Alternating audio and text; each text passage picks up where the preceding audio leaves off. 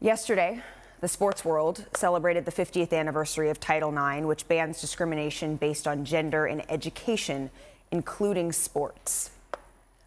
But today, the Supreme Court overturned Roe versus Wade, declaring that the constitutional right to abortion, upheld for nearly a half century, no longer exists.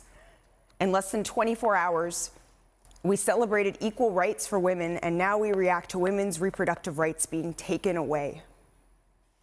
Sue Bird tweeted gutted in response to the news, and LeBron James retweeted former President Barack Obama, including this: "Today, the Supreme Court not only reversed nearly 50 years of precedent, it relegated the most intensely personal decision someone can make to the whims of politicians, attacking the essential freedoms of millions of Americans."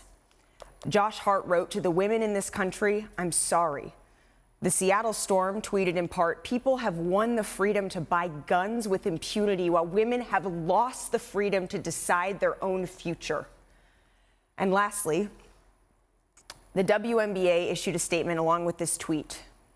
"This ruling provides a treacherous pathway to abortion bans that reinforce economic, social, and political inequalities and could lead to higher rates of maternal mortality while eviscerating rights to reproductive freedom for everyone." That was ESPN's Malika Andrews on the Worldwide Leader today. Here's one quick clip that I just want to play for you very quickly that sums up the hypocrisy and the false promises. Did he ever ask you to overrule Roe v. Wade? No, Senator. What would he have done if he'd asked? Senator, I would have walked out the door. It's not what judges do. Okay. They don't do it at that end of Pennsylvania Avenue, and they shouldn't do it at this end either, respectfully. That was Neil Gorsuch, who I believe NFL owners were heavily in favor of. Now, as I was thinking about this today, I jotted down the hypocrisy of the quote-unquote pro-life, you could say, yeah, I see my fingers, pro-life movement.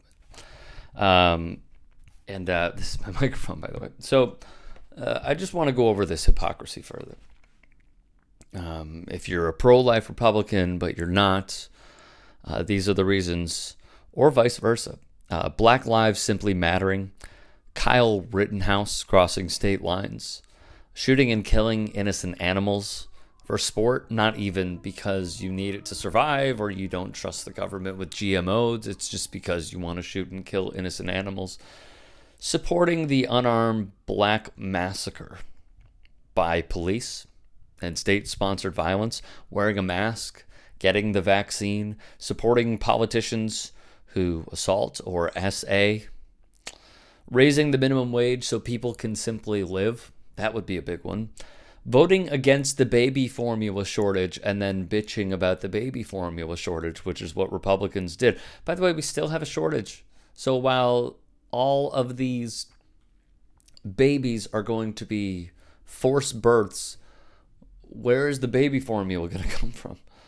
Promoting and supporting war. A lot of people die in those. You are against healthcare. You vote against healthcare. You're not caring if a woman dies during a forced birth, especially with the rate that they unfortunately do, black women. Voting against parental leave. Blocking access to HIV testing. Jailing or executing women who get safe abortions.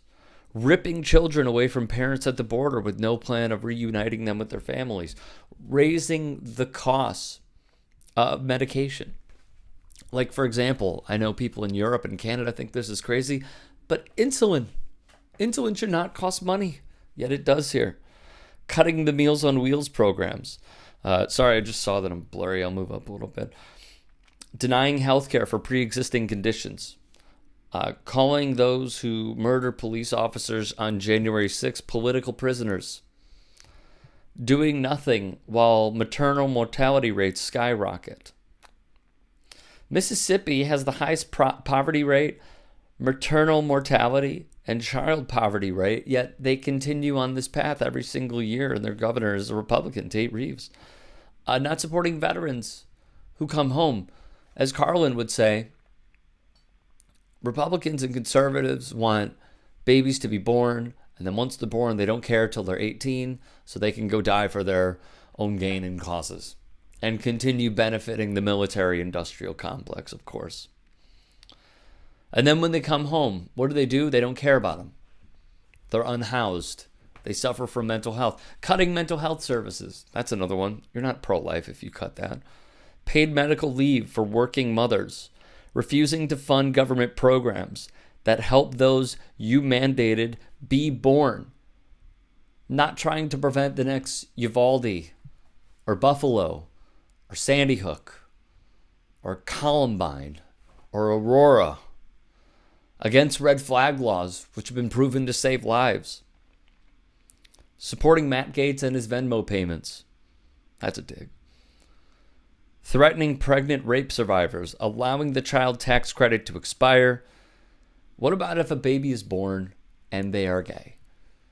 Wow, that's a little different. What about if they're trans? That's different too, right? Because then you don't become very pro-life. Got a few more here. Putting families in debt to have a forced birth. Because in this country, to all my European friends and colleagues and those in Canada and other countries, it costs roughly $40,000 to have a child in this country. In Texas, women die at a rate of nearly 1 in 100 because they are forced to have a kid.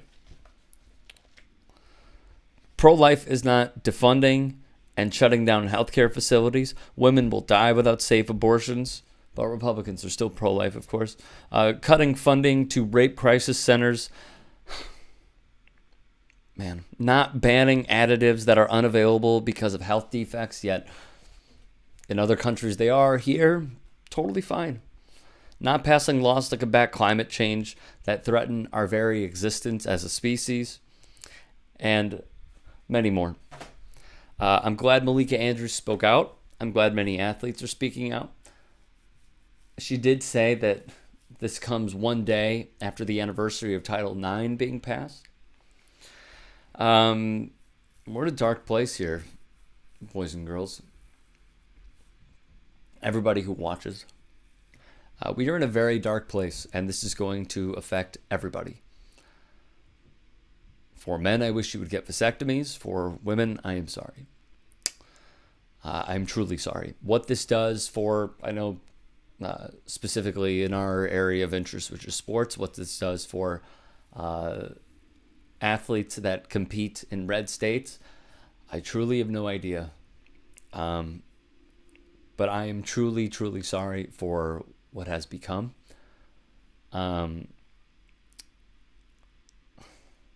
I'm truly hopeful that this is just a blip on the radar, because we have to continue fighting and making our voices heard and having those uncomfortable conversations so we do not have this again. And it is hard to believe that in 1973, this was not even an issue for Republicans. Republicans even voted for Roe v. Wade. And my, how the times have changed.